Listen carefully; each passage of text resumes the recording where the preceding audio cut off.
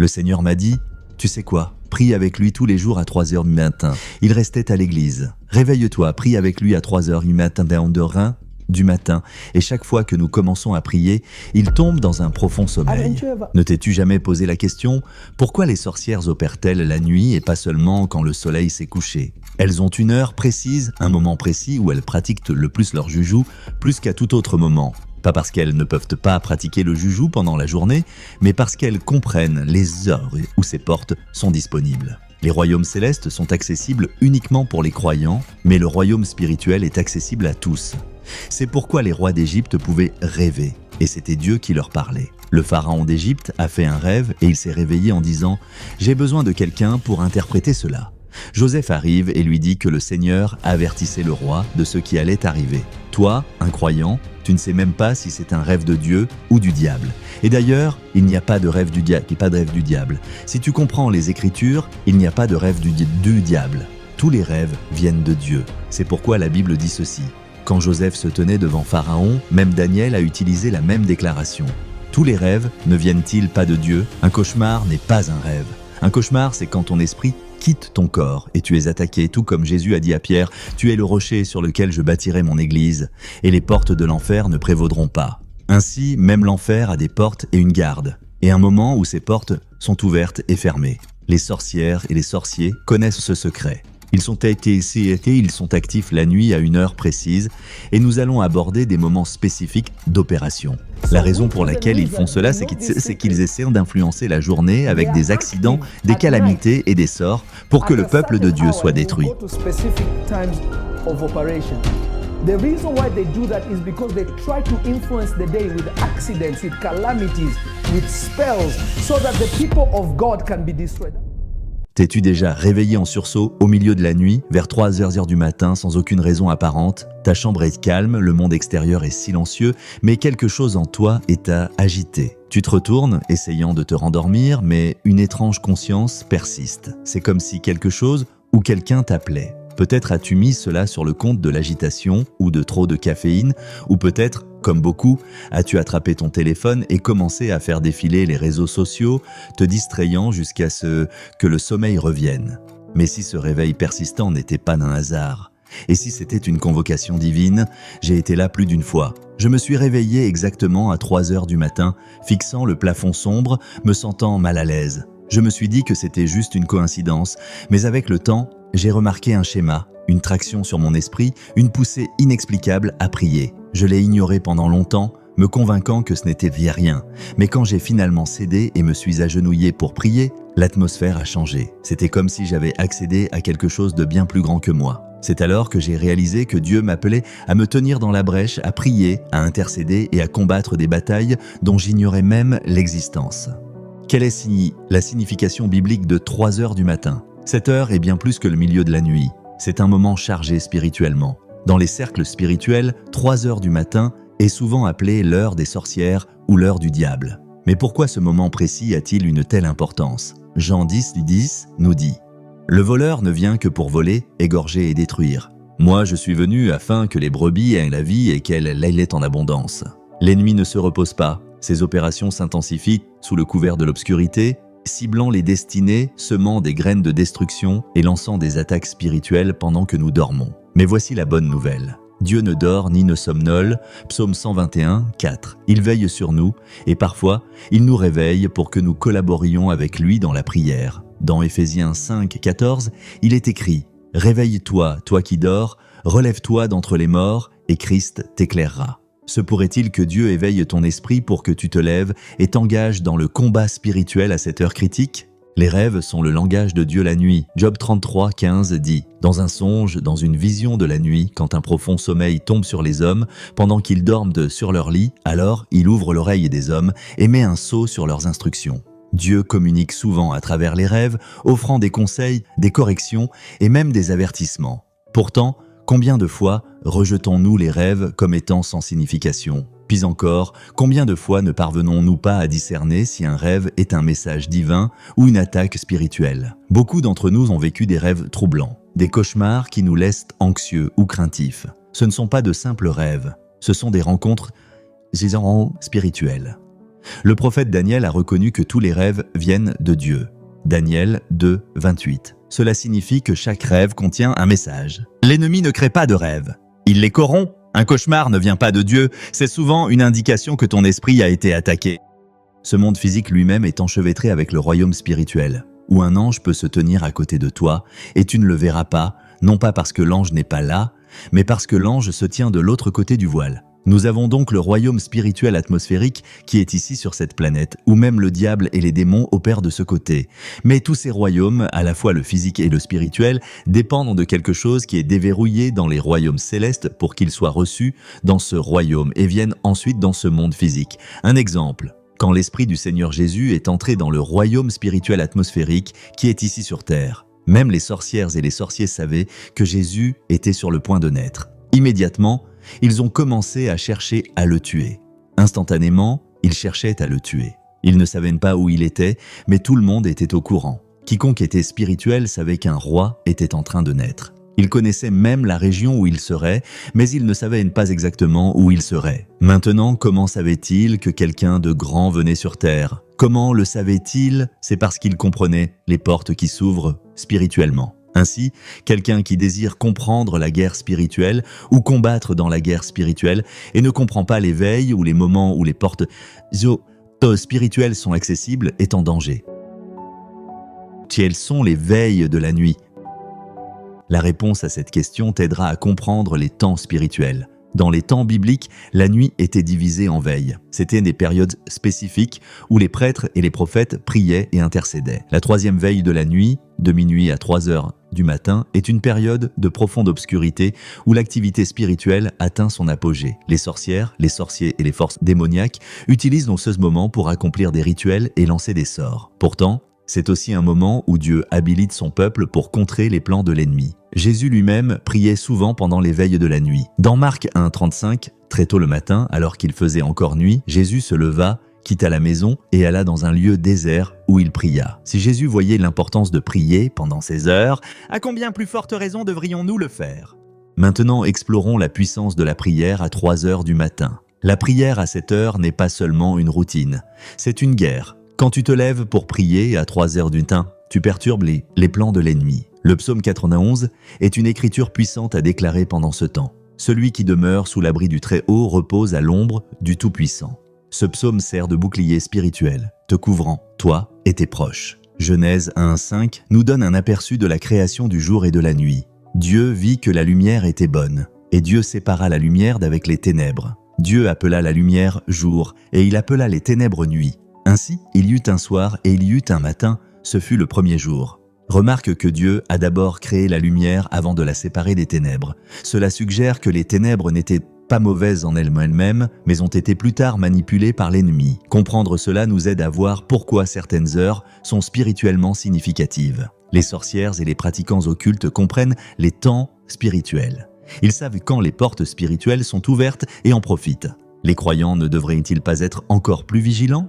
Voici comment répondre quand Dieu te réveille à 3 heures du matin. Lève-toi et prie. Ne rejette pas l'envie de prier, même si tu ne sais pas pourquoi prier. Commence par adorer Dieu et invite le Saint-Esprit à te guider. Déclare des Écritures. Utilise la parole de Dieu comme une arme. Les psaumes 3, 5 et Éphésiens 6, 10, 18 sont des écritures puissantes pour la guerre spirituelle. Écris tes rêves. Garde un journal à côté de ton lit.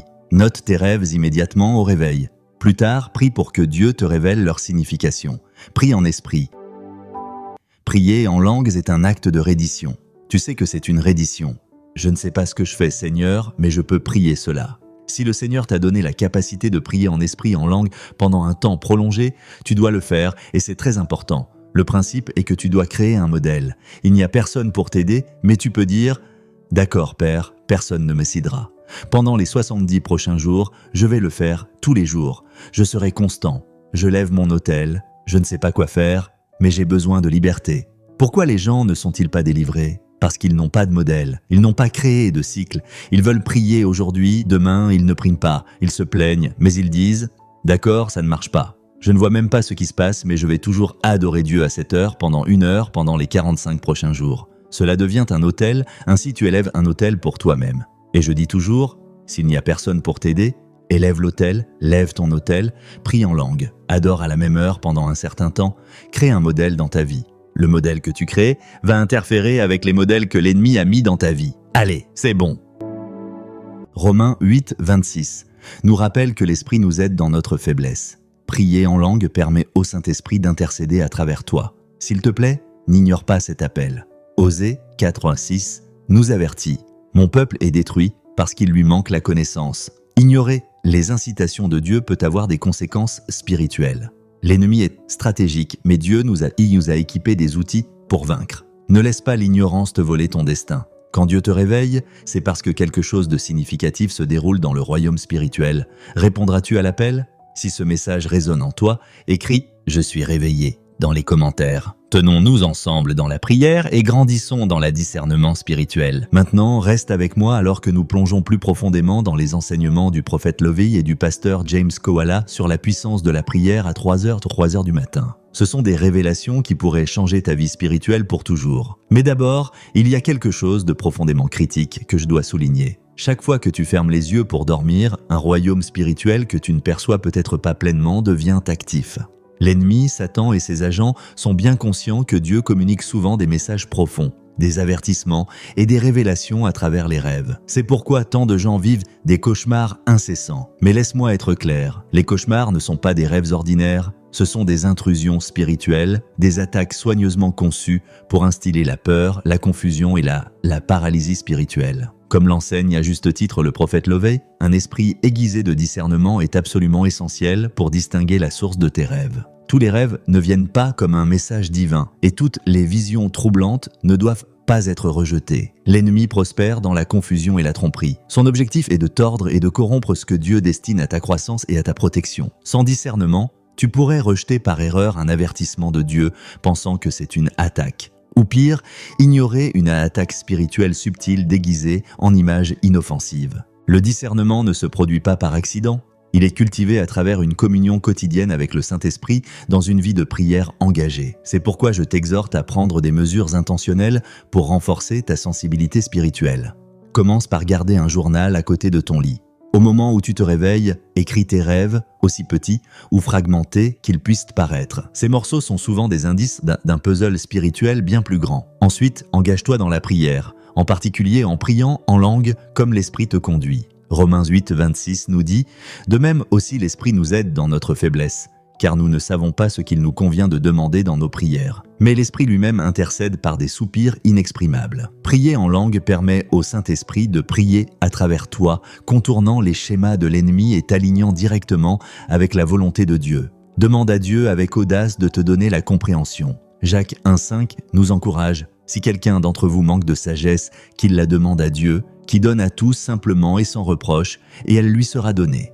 Quand tu le cherches pour l'interprétation, il illuminera les significations derrière tes rêves et visions. Dieu n'est pas un Dieu de confusion. Et 1 Corinthiens 14, 33, mais Satan l'est. Le diable essaiera délibérément de déformer les messages de Dieu, te faisant douter des conseils divins. Si tu repousses ou ignores hâtivement un rêve sans vraiment discerner son origine, tu risques de marcher droit dans le piège de l'ennemi. C'est précisément pourquoi la prière pendant les premières heures, en particulier vers 3h du matin, est si vitale. C'est pendant cette fenêtre que le voile entre le royaume physique et spirituel est si mince et que l'activité spirituelle intense se produit. Ce n'est pas le moment de dormir, mais de vigilance spirituelle. Se réveiller à cette heure n'est pas un hasard. C'est un appel divin à monter la garde. Renforcer ton discernement spirituel à travers la prière t'habilite à filtrer la voix de Dieu du bruit de l'ennemi. Rappelle-toi l'avertissement solennel dans Osée 4:6. Mon peuple est détruit parce qu'il lui manque la connaissance. L'ignorance n'est pas une bénédiction dans la guerre spirituelle. C'est une responsabilité. Ne pas reconnaître les incitations de Dieu pourrait permettre à l'ennemi d'infiltrer des domaines de ta vie que Dieu t'appelait à fortifier. Je te mets au défi de ne plus jamais ignorer le réveil à 3h et à 3h du matin. Réponds, prie, engage-toi dans le combat. Si tu ne sais pas par où commencer, laisse le psaume 91 être ton fondement. Déclare-le avec audace comme ton bouclier spirituel. Celui qui demeure sous l'abri du Très-Haut repose à l'ombre du Tout-Puissant. C'est ton moment pour te lever dans l'autorité spirituelle. Ne laisse pas l'ennemi te surprendre en train de dormir, littéralement ou spirituellement. Maintenant, plongeons plus profondément dans les enseignements de l'apôtre James Kowala et du prophète Lovey sur ces questions. Ne va nulle part. car c'est profond. Il y avait un jeune homme qui était comme moi. Ils me l'ont amené et il avait été consacré quand il était enfant. Ensuite, il est entré dans l'occulte. Il avait été enterré dans une tombe pendant plusieurs jours. Tu sais, il avait fait toutes sortes de choses. Alors quand ils me l'ont amené et que j'ai prié avec lui, il n'a pas été délivré. J'ai prié une deuxième fois. Il n'a pas été délivré. Le Seigneur m'a dit, tu sais quoi, prie avec lui tous les jours à 3h du matin. Waouh! Avec lui, réveille-toi tous les jours, appelle-le. Il restait à l'église. Réveille-toi, prie avec lui à 3h du matin et chaque fois que nous commençons à prier, il tombe dans un profond sommeil, comme un coma, comme un sommeil dont tu ne peux pas le réveiller, comme s'il vivait. Et donc je suis déçu, mais le Seigneur me dit « Continue à le faire parce que tu brises un modèle ». J'ai réalisé que c'était le moment où il venait toujours pour lui et l'emmenait pour des rituels pendant qu'il dormait. Il y avait donc un modèle dans sa vie où chaque fois à 3h du matin, il tombait dans un sommeil démoniaque et ainsi il quittait son corps et il l'utilisait. Alors j'ai commencé à prier et je ne savais pas quoi prier. J'ai d'abord repenti et le Seigneur a dit « Non, ça ne marche pas ». Alors il a dit « Prie en langue ».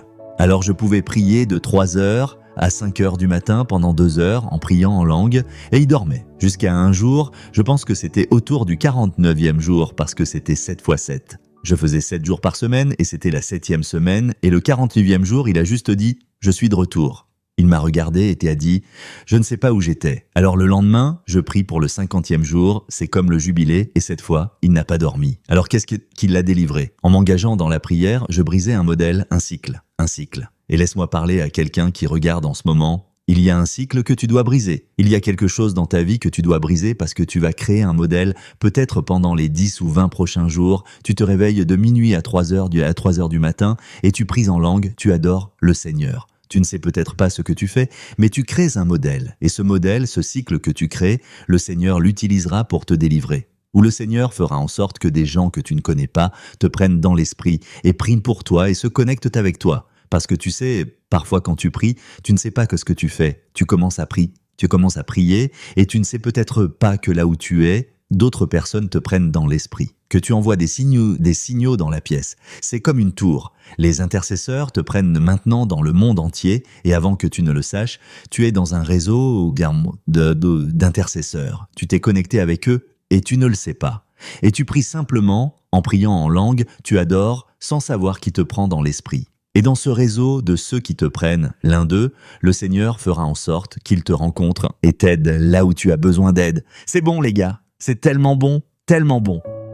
As-tu vraiment saisi la révélation profonde lorsque l'apôtre James Kowala a partagé que se réveiller pendant les premières heures du matin pour prier peut briser des cycles oppressifs dans nos vies? Ce n'est pas juste une pratique occasionnelle, c'est une stratégie divine pour la guerre spirituelle. L'apôtre James a été spécifiquement instruit par Dieu de se lever et de prier pendant 50 jours consécutifs pendant ce temps sacré. Pourquoi? Parce que Dieu, qui est omniscient et souverain sur toute la création, voit chaque schéma caché de l'ennemi. Psaume 139:1. Rien n'échappe à son regard. Ensuite, écoutons le prophète Loveby alors qu'il démystifie le mystère du timing spirituel et pourquoi tu ne devrais pas ignorer les signes qui sont cachés à la vue de tous. Comme je l'ai mentionné plus tôt, fais très attention parce que ce que tu es sur le point d'entendre a le potentiel de transformer ta vie pour toujours.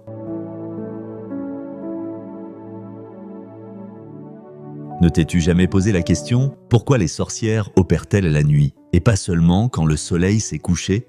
Elles ont une heure précise, un moment précis où elles pratiquent le plus leur joujou plus qu'à tout autre moment. Pas parce qu'elles ne peuvent pas pratiquer le joujou pendant la journée, mais parce qu'elles comprennent les heures où ces portes sont disponibles. Laisse-moi te montrer un exemple. Laisse-moi t'emprunter cela. D'accord, c'est le jour qui n'a pas encore été libéré du ciel. Quand un certain moment arrive, ce jour est libéré dans l'atmosphère spirituelle à laquelle tout le monde a accès. Ensuite, une autre heure arrive où le jour est maintenant libéré dans le naturel. Autour de l'ouverture de cette heure, c'est très critique parce que celui qui possédera ce jour, quoi qu'il fasse avant qu'il ne soit libéré dans le monde matériel, peut avoir de l'influence pour manipuler le jour comme il le veut. Ainsi, les sorcières et les sorciers connaissent ce secret. Ils sont actifs la nuit à une heure précise et nous allons aborder des moments spécifiques d'opération. La raison pour laquelle ils font cela, c'est qu'ils essaient d'influencer la journée avec des accidents, des calamités et des sorts pour que le peuple de Dieu soit détruit. C'est pourquoi la Bible dit « La lune ne te nuira pas, le soleil ne te nuira pas le jour, ni la lune la nuit. » Comment le soleil et la lune peuvent-ils te nuire? Cela signifie que quelqu'un prend le contrôle et pervertit ce que le soleil est censé faire, l'utilisant comme une arme contre les enfants de Dieu. La Bible dit « L'ennemi prépare un piège pour toi la nuit afin que le jour tu tombes dedans, tu es détruit ». Mais ce sont des choses spirituelles que les chrétiens lisent dans les psaumes. Ils pensent que ce sont juste de belles paroles, mais ils ne comprennent pas que c'est en fait de la guerre spirituelle. N'est-ce pas? Waouh! Quiconque ne comprend pas les veilles du jour ne peut pas mener la guerre spirituelle. Et s'il vainc, c'est simplement par la grâce de Dieu, pas parce qu'il sait ce qu'il fait. Ainsi, quelqu'un qui désire comprendre la guerre spirituelle ou combattre dans la guerre spirituelle et ne comprend pas les veilles ou les moments où les portes spirituelles sont accessibles est en danger. Tu prieras souvent à côté de la plaque, non pas parce que Dieu ne répond pas, mais parce que tu ne comprends pas le timing lié à l'ouverture des portes. Waouh! As-tu saisi cela? Le timing est tout dans la guerre spirituelle. Ne somnole plus à l'heure critique de 3 heures du matin. Alors que nous continuons cet enseignement, cela devrait devenir plus clair pourquoi Dieu insiste sur la prière pendant ces heures spécifiques. Ce n'est pas de la superstition ou de la routine, c'est un rendez-vous divin. Les premières heures, en particulier entre minuit et 3 heures du matin, sont des moments chargés spirituellement où les forces alors de la lumière et des ténèbres sont à l'œuvre. Si Dieu te réveille à cette heure, ce n'est pas un hasard. C'est un appel direct à t'engager dans la guerre spirituelle, à briser les schémas démoniaques et à récupérer ce que l'ennemi a volé. Reste enraciné dans la parole de Dieu et rejette la division. En tant que croyants, il est crucial que nous restions affamés de la parole de Dieu et de sa voix dans nos vies. Le péché obscurcit notre vision spirituelle et crée une distance entre nous et Dieu. La pureté et la sainteté ne sont pas optionnelles. Elles sont essentielles pour entendre Dieu clairement. Cependant, j'ai remarqué que certaines personnes en ligne répandent des rumeurs et jettent le doute sur les enseignements de l'apôtre James Kahalia et du prophète Lovey. Certains vont même jusqu'à les accuser d'opérer sous une influence satanique. Pour être tout à fait honnête, je ne peux pas parler pour la marche spirituelle d'une autre personne. Seul Dieu connaît le cœur. Jérémie 17:10. C'est pourquoi je t'exhorte à chercher le Saint-Esprit pour le discernement. Demande à Dieu de te révéler la vérité. Dans Matthieu 12:24, même Jésus a été faussement accusé par les pharisiens de chasser les démons par le pouvoir de Béelzébul. Le diable a toujours semé des graines de division, visant à confondre et à isoler les croyants. Son objectif ultime, c'est de t'éloigner de la découverte de la vérité qui pourrait te libérer. Alors, avant de juger un leader spirituel, prie pour la sagesse. Laisse le Saint-Esprit te guider. Et si Dieu te révèle quelque chose, partage-le avec nous dans les commentaires. C'est un espace pour la croissance spirituelle et l'apprentissage, pas pour la division. Rappelle-toi, Satan prospère dans la division, mais l'unité parmi les croyants est une force puissante qui peut démanteler ses plans. Arrête de laisser l'ennemi dicter ta vie. Satan est rusé. Son objectif est de programmer subtilement ta vie, contrôlant tes pensées, actions et même ton destin, sans que tu t'en rendes compte. La plupart de ces manipulations se produisent pendant la nuit, surtout quand Dieu essaie de te réveiller pour prier. Si tu continues à ignorer ces réveils, tu permets inconsciemment à l'ennemi d'établir des forteresses dans ta vie. As-tu déjà remarqué que tu oublies constamment tes rêves ou que tu te sens piégé dans des schémas négatifs répétitifs? Ce n'est pas une coïncidence. L'ennemi travaille à travers la confusion et l'oubli pour t'empêcher de recevoir des instructions divines. Mais voici la solution. Prie et demande à Dieu d'envoyer le Saint-Esprit pour t'aider à te souvenir et à interpréter tes rêves. Si une malédiction ou une déclaration négative a été prononcée sur ta vie, lève-toi et repousse-la au nom de Jésus. Dieu ne fait pas d'erreur. S'il te réveille, c'est parce qu'il y a quelque chose d'urgent dans le royaume spirituel qui nécessite ton attention. Active ton autorité spirituelle. Si tu ne te souviens pas de tes rêves, ne panique pas. Prie avec ferveur et demande à Dieu de clarifier ton esprit. Déclare le psaume 91 sur ta vie comme un bouclier spirituel. Celui qui demeure sous l'abri du Très-Haut repose à l'ombre du Tout-Puissant. Va plus loin, prie en langue et associe tes prières au jeûne. Cette combinaison est spirituellement explosive et approfondira ta relation avec Dieu, alignant ton esprit avec sa volonté divine. Consacre du temps calme chaque jour à la prière, à l'adoration et à l'étude de la parole. L'autorité spirituelle ne se produit pas du jour au lendemain, elle est cultivée à travers une intimité constante avec Dieu. Briser les schémas démoniaques et les malédictions générationnelles commencent avec toi. Il est temps d'agir. Si cet enseignement a ouvert tes yeux et a remué quelque chose dans ton esprit, ne le garde pas pour toi. Clique sur le bouton « J'aime », partage cette vidéo avec quelqu'un qui a besoin d'entendre ce message transformateur et abonne-toi à cette chaîne pour plus d'enseignements hebdomadaires qui t'habiliteront à marcher dans la victoire. Avant de partir, assure-toi de regarder la prochaine vidéo sur ton écran. Elle est remplie d'encore plus de perspicacité puissante qui t'aideront à grandir spirituellement et à renforcer ta marche avec Dieu. Reste béni, reste vigilant et rappelle-toi toujours, ta percée est à une prière près.